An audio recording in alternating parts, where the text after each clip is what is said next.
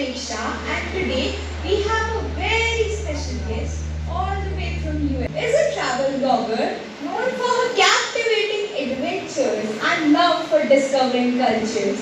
So let's jump on to what makes India such an extraordinary destination for travelers from around the world.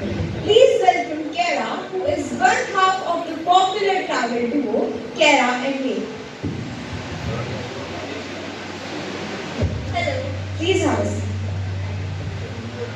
Thank you. Welcome to the podcast, Kara. It is so great to have you on the podcast today. How are you feeling about it? Thank you so much for calling me here. I'm doing well, and since I'm a travel blogger, I love to share my journey experiences. And today also, I'm very excited to share my experiences in India. It's a pleasure to have you, Kara. So, today we're going to talk about something very close to my heart, India. You have explored so much of it, and I just really can't wait to hear your thoughts. So, let's get started. Can you firstly tell us all about a bit about yourself and your travel journeys? Absolutely. I love immersive travel experiences which provides me knowledge and allow me to connect with people. And India was on my bucket list for a long time, and I always wanted to explore it. And finally, I made the journey. I'm so happy for that. India is really a country with rich culture, which makes people want to explore it more and more. So, talking about it, what was your first impression like when you first landed in India? Was it anything like what you had imagined? Actually, it was not same as I had expected. Though I already knew that India is entirely a different country from Western world, but still, when I visited India, the vibes were so different. The sounds, the aromas, it felt so alive. And the contrast that I have seen between the bustling cities and historical sites, it amazed me. It was a perfect blend of both old and new. So it was an amazing experience. Yes, historical sites definitely offers a lot of peace. Yeah, and I have also visited many sites, monuments, and the carvings and the sculptures that I have seen. That was beyond my thoughts. And I have also heard about Nalanda University. Maybe it is having an extreme history. I always wanted to visit there, but unfortunately, I failed to plan that. Yes, Nalanda University is a great epicenter of knowledge. Anyways, let's move on to the next question.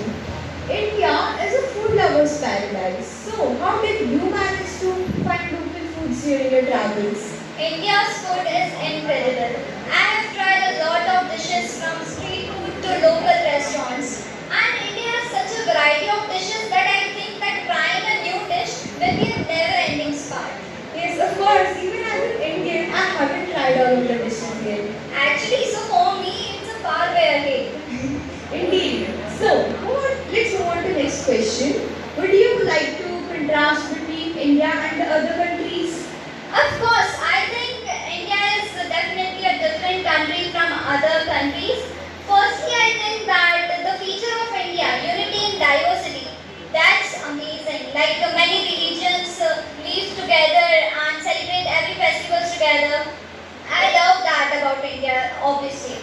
And the second thing is the India's collectivism, relationships, family. And if I talk about other cultures, they may value individualism. Actually, exploring different countries shows you how people live in different parts of the world.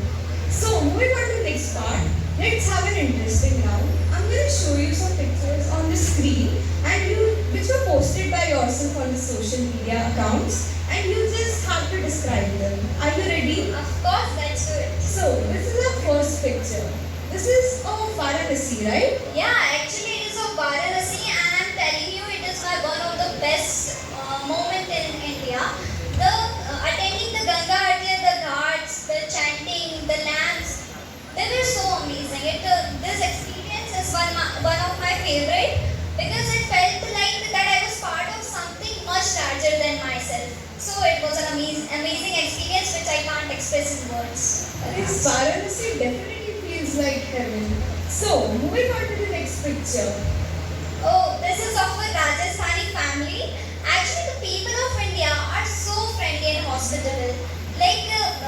When I visited Rajasthan, this family welcomed us and offered us a meal. It was feeling like that I was part of their family instead of a tourist. So that was an amazing experience which I'm never going to forget.